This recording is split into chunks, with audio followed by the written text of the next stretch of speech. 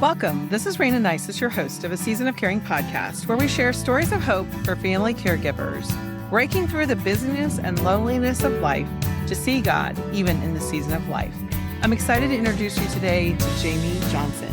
Jammie is an academic advisor, Wyandotte, Leavenworth Areawide Advisory Council on Aging member, a motivational speaker, and a certified caregiver who enjoys helping people.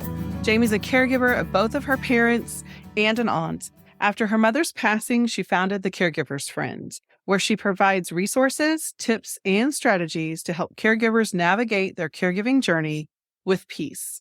Welcome, Jammie. I'm glad to have you back. Thank you, Rayna. It's just so nice to be with you again today. I love to be able to share with other caregivers. There's such a connection with story. So let's start off by meeting your mom and dad and your aunt. Tell us a little bit about them and how you help to care for them, and let everybody get a chance to know them. Okay, great. So my father, his name was James. He lived in Texas and I live in Kansas. So it was a long distance caring situation. And I actually cared for him about 30 days. He had cancer. He told us about it in May of 1997. And then by October 1997, he was gone. So it was a very aggressive cancer. And it was because I didn't even realize that he would be passing the weekend that he passed. He was actually supposed to start his chemotherapy treatments on that Monday that he passed away. But he knew that he was passing away. And as I think about it in retrospect, I'm like, oh, I guess I should have picked up on that cue to know that he was leaving us. But it was a short amount of time that I was able to spend with him and being his caregiver the last few days of his life. My aunt, which is my mother's second sister, I actually cared for her over a period of 10 years. She lived in Kansas. I actually grew up with her. So I was with her all of the time. We spent most of our holidays together.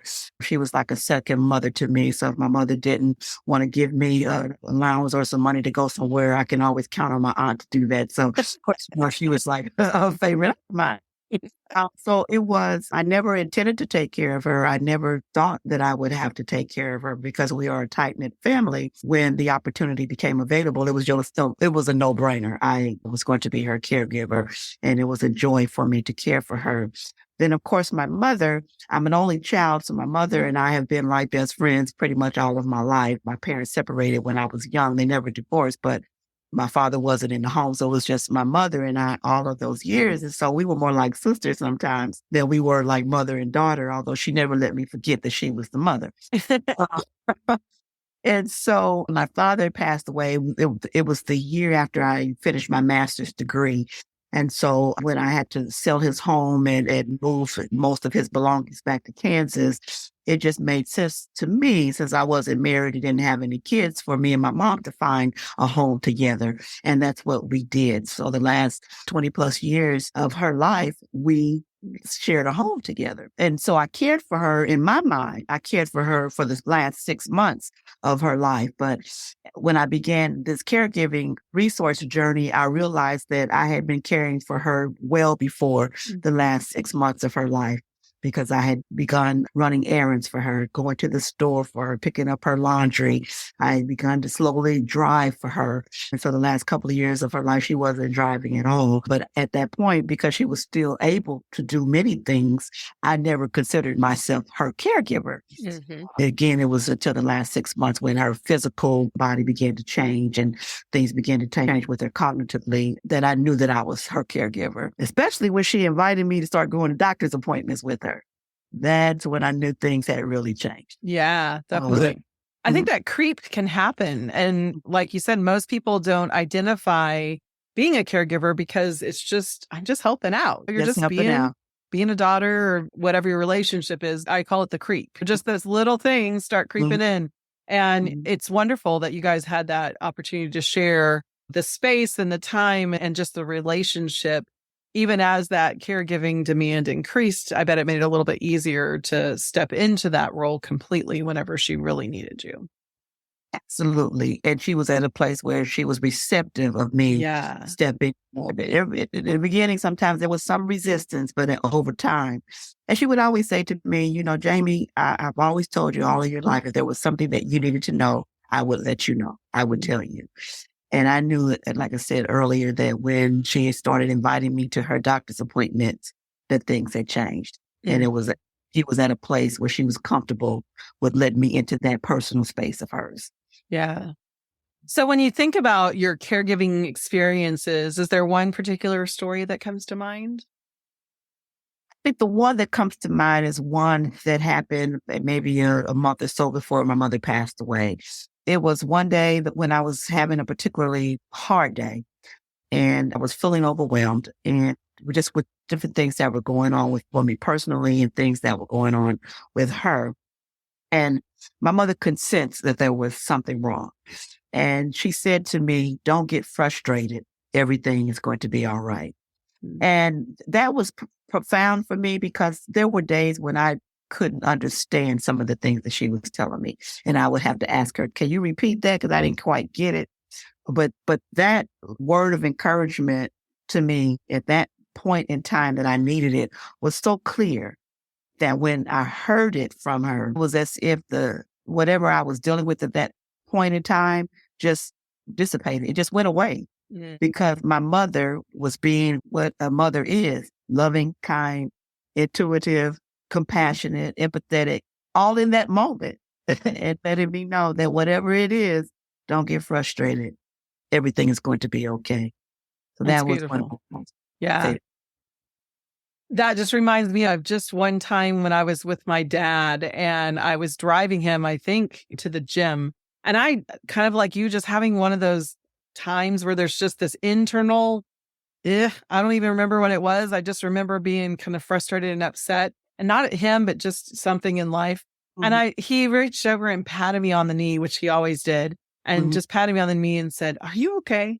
And I mhm, just thought, I don't remember the last time you were thought of me. mhm. As a caregiver, I think in so many ways we're unseen in that Right. all that we're doing and all that we're giving, we feel like nobody notices. And so our needs and our struggles are oftentimes they go unseen. And Mhm. it's beautiful when the person we're caring for steps back into that parent role and is compassionate. And like you said, just knows how to give you just what you need in that moment. Yes, absolutely. And we have to pay attention to those things because sometimes they can slide by. I love that you really have cherished that. And it was something that such clarity brought such peace to you. And I look back and think it was just a little pat on the knee, but it was my daddy again. It was Right. my daddy who would do anything for me as he was capable. And as his disease progressed, there was less and less capability to be that person for me. So it is such a blessing. What would you say was most surprising to you about caregiving in general?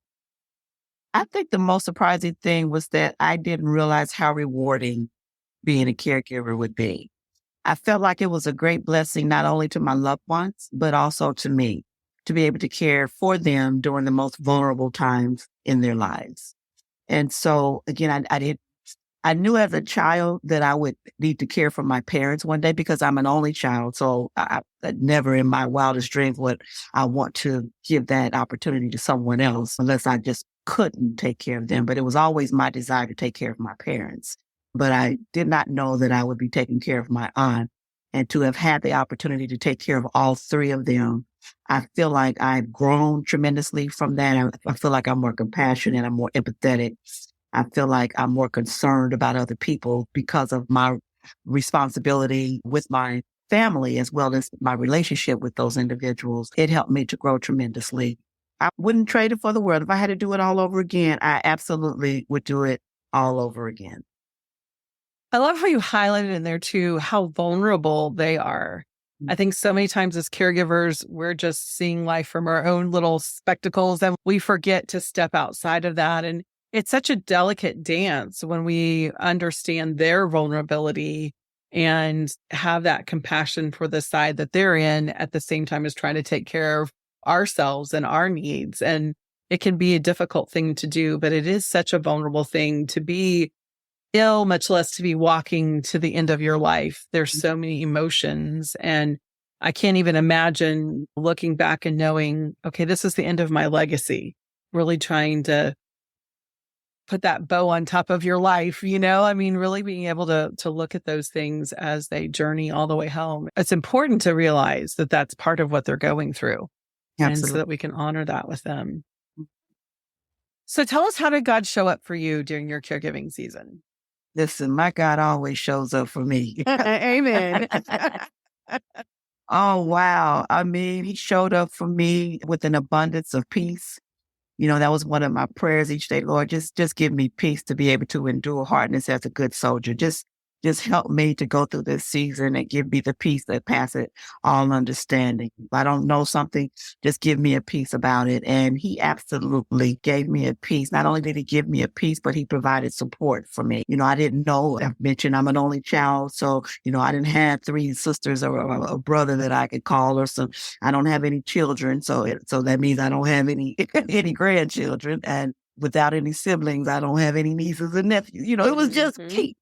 And so God provided support, through friends at church, through some of my coworkers, through some of my mother's friends that she had known down through the years. There were people that I was able to reach out to and ask for their help at different seasons. And they were able to give me support, and not only physical support and support where they would come and sit with my mother if I needed to go and run errands or if I needed to go and speak at an event. Some went to the store for me. Some brought, supplies over to the house for me. Some cooked for me. Some just came to sit, just to give me some time. There were days when I was just in another room and they were in the living room or wherever my mom was. They were in there with her just so that I can have some time alone. Then he also provided financial support for me. One day, my former boss asked me, how much do you pay your caregiver each week? And I told him, how much I paid my caregiver each week. And one Friday, he came to my office with an envelope with enough money to pay my caregiver for that week. And it was just such a blessing to me. I never expected it, never looked for it, but to know. And in that particular week, it was funny because the number that I had initially given him was a little bit more than was in the envelope, but it was exactly what I needed that week because she didn't work one day. And so that's how, to the detail,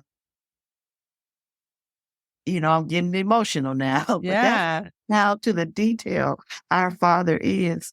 He provides for us in ways that we could never expect a human being to provide for us, even though he uses humans to help us. Ultimately, the help that we need comes from him and from him alone. And I'm so grateful for all of the ways that he showed up for me during that time. It's amazing because I do think that so much of it is when we are caregiving, we are so out of our league. There is so much involved in it all. We can't know it all and we can't do it all. And so it is so amazing to see how he steps in. And like you said, through people, through his spirit, it's humbling how he just steps right into those needs and gives us just what we need in the moment. So absolutely that's beautiful. Thanks for sharing that, Jammie. So as we are wrapping up here, do you have one nugget of wisdom that you'd like to pass on to others that are in a season of caring right now? I think the biggest thing for caregivers is to take care of yourself. If you don't take care of yourself, you will not be able to take care of anybody else. And that's not just physically, but emotionally, spiritually, physically, relationally, financially, everything that you need to be uplifted, encouraged, inspired, empowered, to be refueled. Whatever that means for you, do that. And make sure that you carve out time every day to do that. Some people are like, well, all I have is 5 minutes. Well, take that 5 minutes and go find yourself a quiet place and take care of yourself. And just keep your mind on the Lord. Keep your mind on him. And I think once he will keep you in perfect peace when you keep your mind stayed on him. And that would be my word of wisdom for you. I think I love that because it's not about doing what somebody else works for them. It's not about taking only time, needing this big block of time, but it's really knowing and listening to what you need and definitely the biggest need is staying plugged into the source, which is him. So that makes a big difference. But it is so important. And I think those of us that are outside of the caregiving season right now see how important that was and what a difference it made whenever we really stayed focused in on meeting our needs and realizing we have needs. This is stressful. There is a lot going on. And if we don't pay attention, it's not going to be pretty. So thank you, Jammie. We really appreciate you sharing some stories today and just encouraging the audience. I appreciate it. Well, thank you so much for the invitation. And again, to all the caregivers, just keep doing what you do. You're doing a phenomenal job. God's got your back. Amen. Jammie can be found at caregiversfriendkc.com as well as on Facebook. What's the name of your Facebook group? Caregiver Crew? Is that how they find you? It's the Caregiver Crew on Facebook. Oh, that's right. Okay. The caregiversfriendkc.com. Perfect. All right. Thank you again, Jammie. And thank you for joining us today for Stories of Hope with Jammie. This episode is brought to you by No Regrets, Hope for Your Caregiving Season. My story of caring for my parents during their journey with Alzheimer's disease. It's filled with heartwarming stories, practical tips, and tools that I use to bury my parents with no regrets. No Regrets, Hope for Your Caregiving Season is available everywhere that you buy books, as well as I have a special gift set edition available at noregrets-book.com. It's a great gift for your mom, grandmother, or aunt, or anyone that you know that is caring for someone they love. A Season of Caring podcast has been created to share stories of hope for living content, loving well, and caring with no regrets for family caregivers. If you have legal, financial, or medical questions, be sure to consult your local professionals and take heart in your season of caring.